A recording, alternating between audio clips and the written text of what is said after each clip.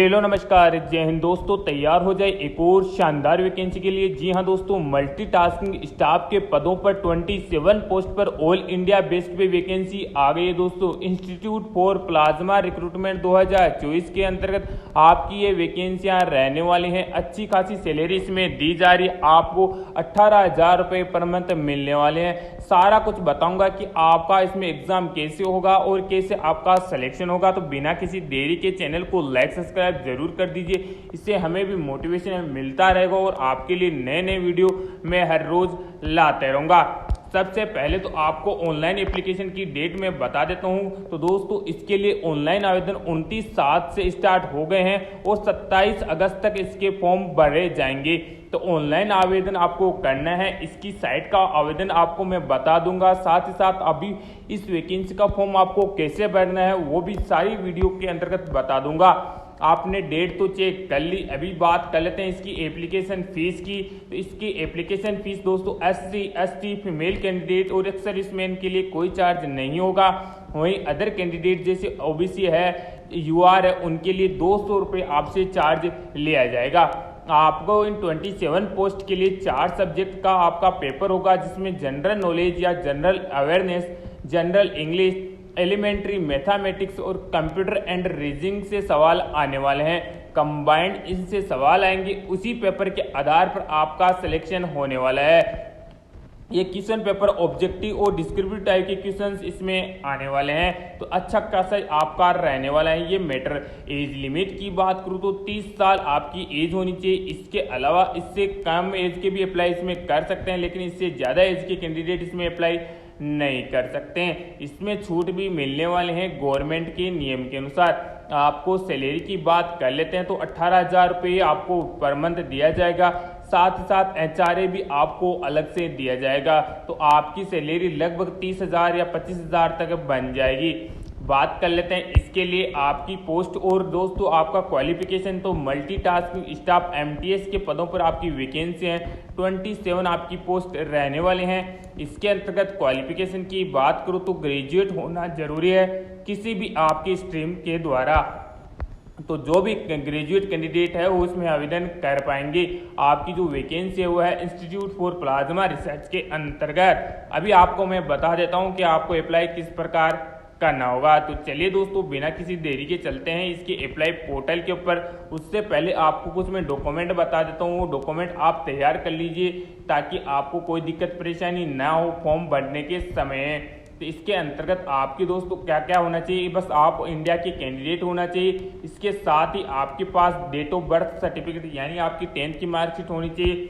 Secondary school leaving certificate होना चाहिए, matriculation secondary या फिर आपकी दोस्तों जो ग्रेजुएशन की डिग्री है वो आपके पास होनी चाहिए। बस इतना डॉक्यूमेंट आपके पास होना चाहिए, आप ऑनलाइन आवेदन कर पाओगे। तो चलिए इसकी ऑफिशियल साइट के ऊपर चलते हैं। साइट के ऊपर जैसे ही क्लिक करोगे, मैं आपको इसका लिंक डिस्क्रिप्शन में दे दूंगा। तो आपको इस प्रकार का इंटरफेस खुलेगा। आपको करना क्या है, click to on the registration वाले पर दोस्तों आपको क्लिक करना है। रजिस्ट्रेशन के लिए आपका जो भी नाम होगा वो 10th की मार्कशीट में देख के यहाँ पे आपको डाल देना है। उसके बाद में आपकी ईमेल आईडी जो भी है वो पक्का यहाँ पे मेंशन करना होगा। पासवर्ड आप क्रिएट कर सकते हैं, कंफर्म पासवर्ड यहाँ पे कर लीजिएगा। उसके बाद में दोस्तों जैसे ही आप कंफर्म करोगे तो दोस्तों इस प्रकार का इंटरफेस खुल जाएगा, जिसमें आपको कुछ इंस्ट्रक्शन दिए होंगे जो आप पढ़ सकते हो कि क्या आपका मटेरियल रहेगा, क्या आपकी जॉब रहेगी, सारा कुछ इसमें पढ़ लेना है।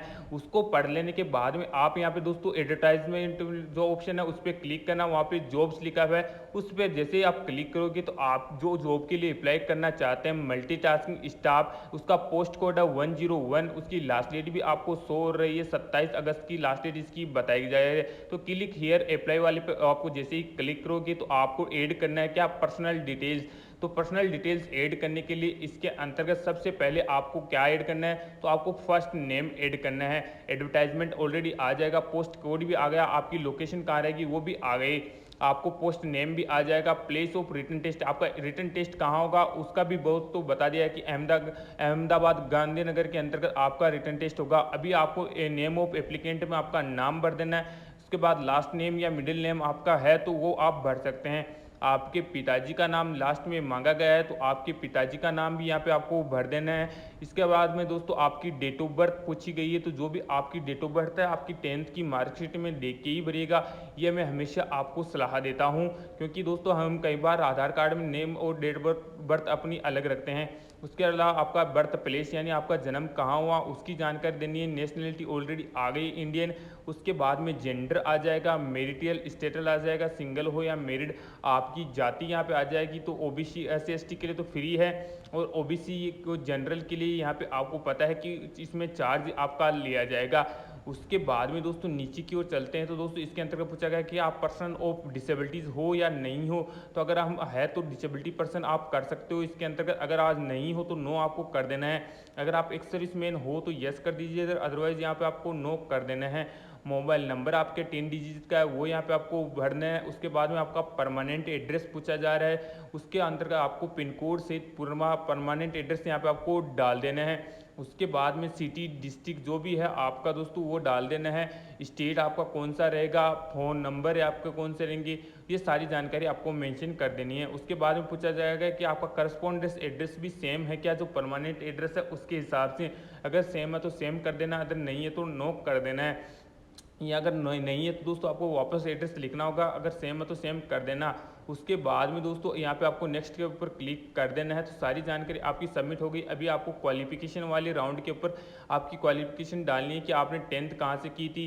इसके अलावा दोस्तों आपको बोर्ड कौन सा है, जैसे यूपी बोर्ड है या राजस्थान बोर्ड है या हरियाणा बोर्ड है, आपको उस बोर्ड का नाम लिख देना है। उसके बाद में पूछा गया कि फाइनल मार्कशीट आपकी यहाँ पे कौन सी है, उसके बाद में डालना है। तो फाइनल मार्कशीट में आपका डेट ऑफ बर्थ आ जाएगा, जो डेट ऑफ बर्थ आपका रियल है वही आपको मैंने पहले भी बोला कि मार्कशीट में देख के भर देना, वो यहाँ पे आपको डाल देना है। उसके बाद में दोस्तों पूछा गया कि आपने एग्ज़ाम कब पास किया था, तो वो पास वाली डेट यहाँ पे आपको डालनी है। पास वाली डेट आपको डालने के बाद इसमें पूछा गया कि आपके नंबर कितने बने थे, तो नंबर आपको डालने के बाद दोस्तों पूछा गया अपलोड फाइनल मार्कशीट अपलोड। तो आपको जो मार्कशीट है आपकी वो अपलोड होनी चाहिए, 150 KB से ज़्यादा वो नहीं होनी चाहिए। तो हम दोस्तों वो भी अपलोड कर देते हैं। मार्कशीट जैसे हम अपलोड कर देंगे उसके बाद में पूछा गया है कि अपलोड सर्टिफिकेट भी यहाँ पे आपको अपलोड करना है। मार्कशीट के अलावा एक सर्टिफिकेट भी होता है, वो भी 150 KB से ज़्यादा आपका नहीं होना चाहिए। तो जैसे ही हम वो भी अपलोड कर देते हैं तो सेव वाले बटन पे आपको क्लिक करना है। सेव पे जैसे ही हम क्लिक करेंगे तो एड क्वालिफिकेशन के ऊपर और आ जाएगा। अभी 12th की करेंगे, सेम जैसे हमने 10th की थी सेम उसमें भी पूछा गया कि आपका 12th में दोस्तों स्ट्रीम कौन सा था, PCM था, आर्ट्स था या कोई और था। आगे आपकी बोर्ड ऑफ यूनिवर्सिटी आपको डालना होगा। उसके बाद में ये आपने 12th का एग्ज़ाम कब पास किया था उसकी जानकारी पूछी जा रही है। तो आपने दोस्तों हमने 17 में पास किया था 10th, और दोस्तों 19 में पास किया था 12th। उसके बाद में यहाँ पे भी आपको मार्कशीट अपलोड करनी पड़ेगी, और आपको नेक्स्ट के अंतर्गत दोस्तों जो सर्टिफिकेट वो अपलोड करके सेव वाले बटन पर क्लिक कर देना है। उसके बाद में एड क्वालिफिकेशन पर फिर से क्लिक करना है। यहाँ पे अभी आपने दोस्तों ग्रेजुएशन जो कर रखी है उसकी मार्कशीट यहाँ पे आपको अपलोड कर देनी है। जैसे BA कर रखा है, BBA कर रखा है, BCom कर रखा है, तो हमने ऑलरेडी BA कर रखा है, कोई दिक्कत नहीं है। अदर कर रखा है, जैसे कोई अदर भी कर रखा है तो यहाँ पे आपको कर सकते हैं। स्ट्रीम आपने वापस डालने की, कौन सी स्ट्रीम से आपने पास किया था, जो आपकी ग्रेजुएशन है वो कौन सी स्ट्रीम से आपने किया था। उसके बाद में आपको बोर्ड ऑफ यूनिवर्सिटी डालना है। उसके बाद में आपकी दोस्तों फाइनल आपने कभी कंप्लीट किया था उसकी जानकारी यहाँ पे आपको फिलअप करनी होगी। इसके अलावा दोस्तों इसमें भी परसेंटेज पूछे गए कि कितने परसेंटेज आपके बने थे। उसके बाद में जो आपका फाइनल मार्कशीट है उसकी आपको PDF यहाँ पे अपलोड करनी होगी, और उसका सर्टिफिकेट भी यहाँ पे आपको अपलोड करना होगा। ये दोनों अपलोड करने के बाद आपको करना कुछ नहीं होगा। जैसे ये अपलोड हो जाते हैं आपको फिर से सेव वाले ऑप्शन पर क्लिक करना है। तो यहाँ पे जैसे हम सेव वाले पे बटन पर क्लिक करेंगे तो हमारी एजुकेशन क्वालिफिकेशन कंप्लीट हो गई। अपलोड फाइल वाले पे आपको करना क्या है, जो डॉक्यूमेंट आपको मैंने बताए थे कि कौन कौन से डॉक्यूमेंट है वो यहाँ पे आपको अपलोड करने होंगे। जैसे एज प्रूफ हो गया, आपके फोटोग्राफ हो गए। तो फोटोग्राफ के बाद में आपको बता देना है कि आपकी जो JPG है 150 KB तक आपकी इसमें साइज़ है, उसी साइज़ से ये लिए जाएंगे। जो आपकी फ़ोटोज़ है पासपोर्ट साइज़ की फ़ोटो वो अपलोड कर देनी है। उसके बाद में दोस्तों बात करेंगे आपकी इसके अंदर एड अपलोड फाइल के अंतर्गत और क्यों क्लिक करना है, जिसमें आपके दोस्तों सिग्नेचर अपलोड करने हैं। सिग्नेचर अपलोड करने के बाद में दोस्तों फिर से आपको सेव करके नेक्स्ट के ऊपर क्लिक कर देना है।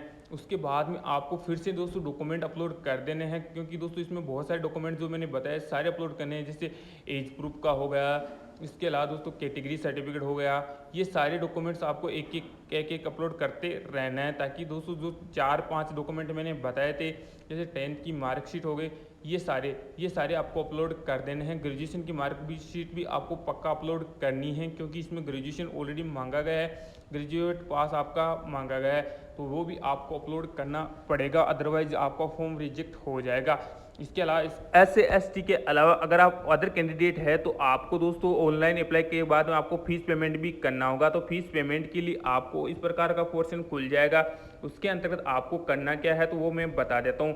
धीरे धीरे सारी प्रोसेस होगी। तो दोस्तों आपको 200 रुपये का बैंक ड्राफ्ट कटने वाला है आपके नाम का, अदर आप अदर कैटेगरीज के रहते हैं तो आपको दोस्तों SBI की साइट के ऊपर चले जाना है, जिसके अंतर्गत आपको दोस्तों आपको जो सर्च कर लेना है इंस्टीट्यूट ऑफ प्लाज्मा रिसर्च। उसके बाद में आपको पेमेंट कैटेगरी लगा देना है, नेम आपका भर देना है, ईमेल आईडी आपकी डाल देनी है। उसके बाद में डेट ऑफ बर्थ का सर्टिफिकेट, डेट ऑफ बर्थ आपको यहाँ पे भर देना है, मोबाइल नंबर आपको डाल देना है, कॉन्टैक्ट नंबर यहाँ पे आपको भर देना है, और अमाउंट कितना का होगा तो 200 का अमाउंट आपका होगा।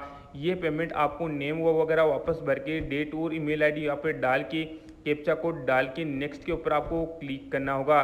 जैसे दोस्तों इसके वहीं साइट के ऊपर हम दोस्तों ये सारी डिटेल भरेंगे तक भी आपका पेमेंट सक्सेस होगा, अदरवाइज पेमेंट भी आपका रुक जाता है। इसलिए आपको बेस्ट ऑप्शन यही है कि अगर आपके खुद से नहीं होता तो आप इमेटर से करवा सकते हैं। उसके बाद में दोस्तों फीस रिसिप्ट आपके पास जैसे आएगी तो फीस रिसिप्ट भी आपको अपलोड करनी होगी, या फिर आप दोस्तों आप बैंक में जाके भी रसीद कटवा सकते हैं इसकी डिमांड के रूप में।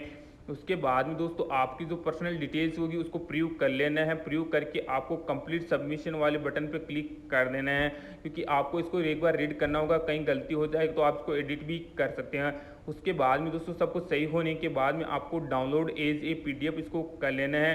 तो डाउनलोड वाले बटन पे जैसे हम क्लिक करेंगे तो अपना जो फॉर्मेट होगा सारा फॉर्मेट अपने पास आ जाएगा, और उसको हम प्रिंट आउट कार्ड निकाल के अपने पास रख सकते हैं और देख सकते हैं। जैसे ही एग्ज़ाम होगा तो हम इसको ले जा सकते हैं, कोई दिक्कत परेशानी आपकी नहीं रहेगी।